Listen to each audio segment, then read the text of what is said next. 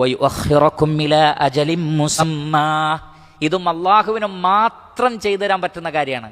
ഒരു നിശ്ചിത അവധി നിങ്ങൾക്ക് അള്ളാഹു ആയുസ് നീട്ടിത്തരാം. മനുഷ്യരുടെ പാപങ്ങളുടെ പേരിൽ അള്ളാഹു എങ്ങാനും മനുഷ്യനെ പിടികൂടുകയാണെങ്കിൽ ഖുർആനിൽ കാണാം, ഭൂമുഖത്ത് ഒരു ജീവിയെയും അള്ളാഹു അവശേഷിപ്പിക്കുകയില്ല.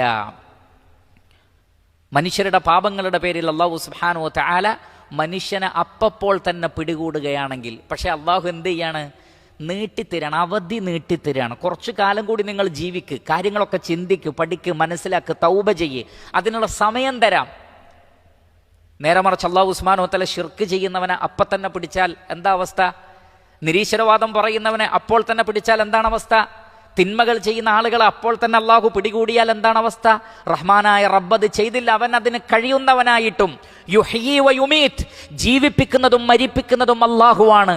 എന്നിട്ടും ആ റബ്ബ് അവൻ്റെ കാരുണ്യം കൊണ്ട് ഒരു നിർണിത അവധി വരെ നിങ്ങൾക്ക് അവസരം തരാമെന്നാണ്.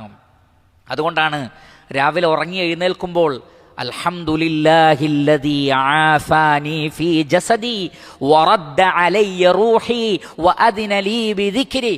സ്തുതികൾ അഖിലവും ലോകങ്ങളുടെ റബ്ബായ അള്ളാഹുവിനാണ്. അവൻ എൻ്റെ ജസദിന് ആഫിയത്ത് നൽകി, എൻ്റെ റൂഹിനെ തിരിച്ച് നൽകി. തന്നിട്ടില്ലെങ്കിൽ എന്ത് ചെയ്യും? ആർക്ക് പിടിച്ചു തരാൻ പറ്റും? നമ്മുടെ റൂഹിനെ റബ്ബ് വിട്ടു തന്നിട്ടില്ലെങ്കിൽ എന്ത് ചെയ്യും? അള്ളാഹു വിട്ടുതരാണ്. ആ ദിവസവും കൂടി റബ്ബിനെ ഓർക്കാൻ, അതിനലീ ബിദിക്രി, അള്ളാഹുവിനെ ഓർക്കാൻ ഈ ഒരു ദിവസം കൂടി അനുവദിച്ചു തന്നിരിക്കുന്നു. ഓരോ ദിവസവും നമ്മൾ എഴുന്നേൽക്കുന്നത് ഒരു വമ്പിച്ച പെർമിഷനാണ്. ശരിക്കും ശ്രദ്ധിക്കണം. വല്ലാത്തൊരു അനുവാദമാണ്. അള്ളാഹുവിൻ്റെ അനുവാദം കൊണ്ടാണ് ഈ എഴുന്നേൽക്കുന്നത്.